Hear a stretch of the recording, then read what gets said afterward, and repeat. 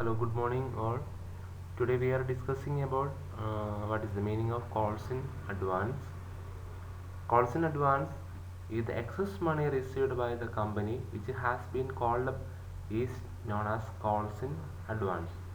If authorized by its articles, a company may accept calls in advance from its shareholders. When a company receives such an amount, it needs to credit it to the calls in advance account. When a shareholder pays more money than called up, the excess money is called calls in advance. The company must pay interest on calls in advance at a rate specified by its articles of association. If the article is silent regarding the rate, the company is liable to pay interest at the rate 6%.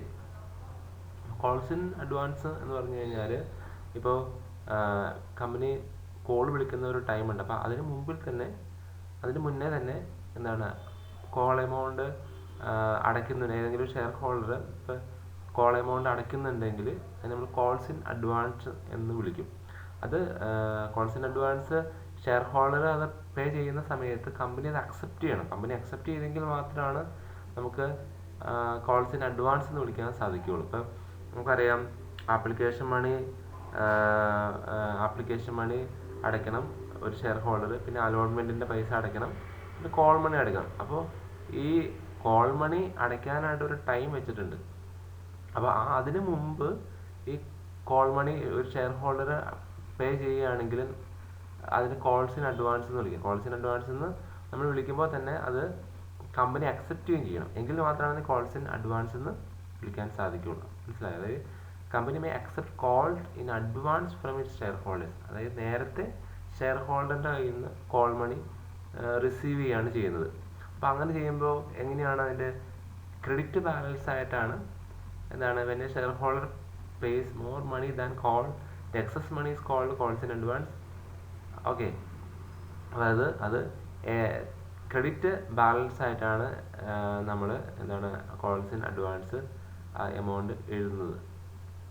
Okay, പിന്നെ അതുപോലെ തന്നെ ഈ calls in അഡ്വാൻസിന് receive ചെയ്യുമ്പോൾ company ഈ ഷെയർ ഹോൾഡർക്ക് ചില സമയങ്ങളിൽ ഇൻട്രസ്റ്റ് കൊടുക്കേണ്ടതായിട്ട് വരും. അപ്പോൾ ചിലപ്പോൾ ആർട്ടിക്കിൾസിനകത്ത് പറഞ്ഞിട്ടില്ല എങ്കിൽ മിനിമം 6% ഇൻട്രസ്റ്റ് എങ്കിലും എന്താണ് company must pay interest on calls in advance to the share ഹോൾഡേഴ്സിന് കൊടുത്തിരിക്കണം. ഓക്കെ, ഒരു ക്വസ്റ്റ്യൻ ചെയ്ത് നോക്കാം. X company limited issued to the public 10,000 equity shares of ₹10 each payable as follows. On application ₹3, on allotment ₹5, on first and final call ₹2. All the shares were subscribed for and all money due were received. One of the shareholder who subscribed for 500 shares paid the call money along with the allotment money. Pass necessary journal entries. അപ്പോൾ X company 10,000 equity share issue ചെയ്തു. ഒരു ഷെയറിന് 10 രൂപ വെച്ചിട്ട് application മണി 3 രൂപ, allotment 5 രൂപ, first and final call 2 രൂപ. അപ്പോൾ total 10 രൂപയാണ്. പക്ഷെ അതിനകത്ത് ഒരു ഷെയർ ഹോൾഡർ, നമുക്കറിയാം പക്ഷെ ഒരുപാട് ഷെയർ ഹോൾഡേഴ്സ് ഒരു കമ്പനിക്ക് ഉണ്ടാകും. അതിനകത്ത് ഒരു ഷെയർ ഹോൾഡർ എന്താണ് 500 ഷെയറിൻ്റെ കോൾ മണി അഡ്വാൻസ് ആയിട്ട് അടച്ചിട്ടുണ്ട്. One of the share holder who subscribe for 500 share paid the call money along with allotment മണിയുടെ കൂടെ 500 ഷെയറിൻ്റെ കോൾ മണി അടച്ചിട്ടുണ്ട്. അതായത് അഡ്വാൻസ് ആയിട്ട് അടച്ചിട്ടുണ്ട്. അപ്പോൾ കോൾസ് ഇൻ അഡ്വാൻസ് വന്നിട്ടുണ്ട്. ഓക്കെ, അപ്പോൾ അതിൻ്റെ ജേണൽ എൻട്രി എഴുതാനാണ് നമ്മൾ പറഞ്ഞത്. ഓക്കെ, നമുക്ക് ജേണൽ എൻട്രി നോക്കാം. ആദ്യത്തെ bank account debtor to share application account. Bank account debtor to share application account എത്രയാണ്? 10,000 ഷെയർസ് ആണ് അല്ലേ? 10,000 ഇൻറ്റു 3. ആപ്ലിക്കേഷൻ മണി എത്രയാണ്? 3 ആണ് ആപ്ലിക്കേഷൻ മണി. അപ്പോൾ 10,000 ഇൻറ്റു 3 ആണ് എത്രയാണ്? 30,000. Being application money received. ആദ്യത്തെ ജേണൽ എൻട്രി വളരെ സിമ്പിളാണ്. ഓക്കെ, രണ്ടാമത്തെ ജേണൽ എൻട്രി നോക്കാം. രണ്ടാമത്തെ ജേർണൽ എൻട്രി എന്താണ്? Share application account debtor to share capital. Share application account debtor to share capital. അതായത് നമ്മൾ ഈ ആപ്ലിക്കേഷൻ മണി റിസീവ് ചെയ്ത് നമ്മൾ ഷെയർ ക്യാപിറ്റലിലേക്ക് ട്രാൻസ്ഫർ ചെയ്യണം. അപ്പോൾ എത്ര? 10,000 ഷെയർ ആണ് ഉള്ളത്. 10,000 into ₹3 30,000. Okay, being application money transferred to share capital account. Okay, next. അപ്പോൾ ആപ്ലിക്കേഷൻ്റെ പ്രൊസീജിയേഴ്സ് കഴിഞ്ഞു. നമ്മൾ അതിൻ്റെ പൈസ സ്വീകരിച്ചു, എന്നിട്ട് ഷെയർ ക്യാപിറ്റലിലേക്ക് ട്രാൻസ്ഫർ ചെയ്ത് ഇനി അടുത്ത ഷെയർ അലോട്ട്മെൻ്റ് ആണ്. ഷെയർ അലോട്ട്മെൻറ്റ് നോക്കാം. Share allotment account debtor to share capital account. അങ്ങനെയാണ് അതിൻ്റെ ജേർണൽ എൻട്രി വരുന്നത്. അപ്പോൾ അതിനകത്ത് എത്രയാണ്? 10,000 ഷെയർ ആണുള്ളത്. 10,000 ഇക്വിറ്റി ഷെയറിന് ഷെയർ അലോട്ട്മെൻറ്റിന് 5 രൂപയാണ്. അപ്പോൾ 10,000 ഇൻറ്റു ₹5 50,000. അപ്പോൾ നറേഷനായിട്ട് എഴുതുക being share allotment money is transferred to share capital account. അല്ലെങ്കിൽ വേറെ രീതിയിൽ എഴുതാം, being share allotment money is due എന്ന് പറഞ്ഞ് എഴുതാം. ഓക്കെ, ഇനി ശ്രദ്ധിക്കാനുള്ളത് അടുത്തത് നാലാമത്തെ ജേർണൽ വരാൻ നേരത്ത് എന്താണ്? നമ്മൾ ഷെയർ അലോട്ട്മെൻറ്റ് റിസീവ് ചെയ്യണം. Bank account debtor to share allotment account. അപ്പോൾ അവിടെ ശ്രദ്ധിക്കാനുള്ളത് നമ്മൾ എന്താണ്? Calls in advances received along with share allotment എന്ന് ക്വസ്റ്റ്യനിൽ പറയുന്നുണ്ട്. അപ്പോൾ എത്ര ഷെയറാണ് നമ്മൾ റിസീവ് ചെയ്യുന്നത്?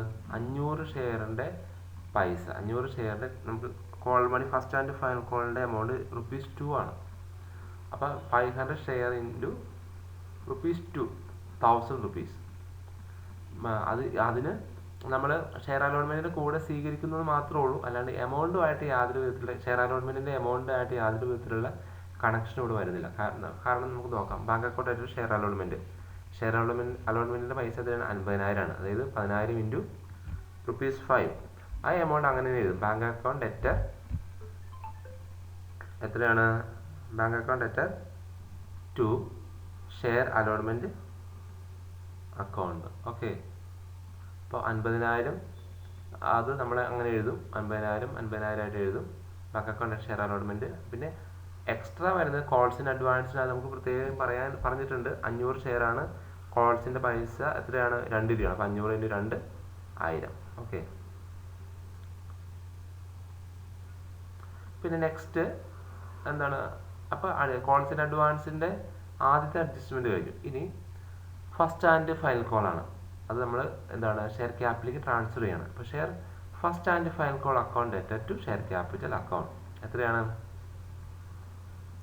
എത്രയാണ് amount? 10,000 into 2 10,000 shares into ₹2 is equal to 20,000. Okay, share first and final call account debtor to share capital account 20,000. 10,000 shares into ₹2. Question നമുക്ക് തന്നിട്ടുണ്ട്. 20,000 രൂപയായിട്ട് വരും. Being share first and final call amount is due or transfer to share capital account. ഇനി നമ്മൾ last journal entry എന്താണ്? Share first and final call account നമ്മൾ receive ചെയ്യണം. എങ്ങനെയാണ്? Bank account debtor calls in advance account debtor to share first and final call account. Okay, എന്ന് പറഞ്ഞു കഴിഞ്ഞാൽ നമ്മൾ കോൾസ് ഇൻ അഡ്വാൻസ് നേരത്തെ സ്വീകരിച്ചിട്ടുണ്ട് ഇല്ലേ? ബാങ്ക് അക്കൗണ്ട് ഡെറ്റർ എന്ന് പറഞ്ഞു കഴിഞ്ഞാൽ നമ്മുടെ റിസീവ് ചെയ്യുന്ന എമൗണ്ട് ആണ്. അപ്പോൾ ആക്ച്വലി നമുക്ക് ₹20,000 ഫസ്റ്റ് ആൻഡ് ഫൈനൽ കോൾ വേണം. അപ്പോൾ ഓൾറെഡി നമ്മൾ ₹1,000 500 ഷെയറിന് 2 രൂപ വെച്ചിട്ട് നമ്മൾ ഷെയർ അലോട്ട്മെൻറ്റിൻ്റെ കൂടെ സ്വീകരിച്ചിട്ടുണ്ട്. അപ്പോൾ 1000 രൂപ. അപ്പോൾ ബാലൻസ് എത്രയാണ്? 1000 രൂപ കിഴിച്ചിട്ടുള്ള ബാലൻസ് ഉള്ള എമൗണ്ട് മതി. അതായത് 19,000 മതി. അതെങ്ങനെ കണ്ടുപിടിക്കാം? 500 ഷെയർ, അതായത് ടോട്ടൽ 10,000 ഷെയർ ആണ്. അപ്പോൾ 10,000 share minus 500 share is equal to 9,500 share. അപ്പോൾ 9,500 ഷെയർ ഇൻറ്റു കോൾ മണി എത്രയാണ്? ₹2 ആണ് അല്ലേ? 9,500 ഷെയർ ഇൻറ്റു ₹2 ഇസിക്കൽ ടു 19,000. അതാണ് ബാങ്ക് അക്കൗണ്ടിൽ എഴുതേണ്ടത്. പിന്നെ calls in advance account debtor എന്നുള്ളിടത്ത് നമുക്ക് എന്താണ്? നമ്മുടെ കയ്യിൽ 1000 രൂപ ഉണ്ട്. അത് calls in advance account debtor ₹1,000 to share first and final call account ₹20,000. അപ്പോൾ കറക്റ്റ് ടാലിയായി. ഓക്കെ, അപ്പോൾ ഇതാണ് എന്താണ്? കോൾസ് ഇൻ അഡ്വാൻസ് അക്കൗണ്ടിൻ്റെ അഡ്ജസ്റ്റ്മെൻറ്റ്. ആദ്യം നമ്മൾ പൈസ വരുമ്പോൾ എന്ത് ചെയ്യും? നമ്മൾ ക്രെഡിറ്റ് ചെയ്യും. പിന്നീട് അത് എന്താണ്? പൈസ നമ്മൾ അഡ്ജസ്റ്റ് ചെയ്യുമ്പോൾ എന്താണ്? അത് അത് ക്യാൻസൽ ചെയ്യാം. കോൾസ് ഇൻ അഡ്വാൻസ് ക്യാൻസൽ ചെയ്യും. Calls in advance account debtor എന്ന് പറഞ്ഞ് എഴുതും. ഓക്കെ, അപ്പോൾ അത്രയും പൈസ കുറച്ച് ബാങ്കിലേക്ക് ബാങ്കിലേക്ക് നമ്മൾ റിസീവ് ചെയ്താൽ മതി. ഓക്കെ, എന്തെങ്കിലും ഡൗട്ട്സ് ഉണ്ടെങ്കിൽ ചാറ്റ് ബോക്സിൽ ഇടാം. Okay, thank you.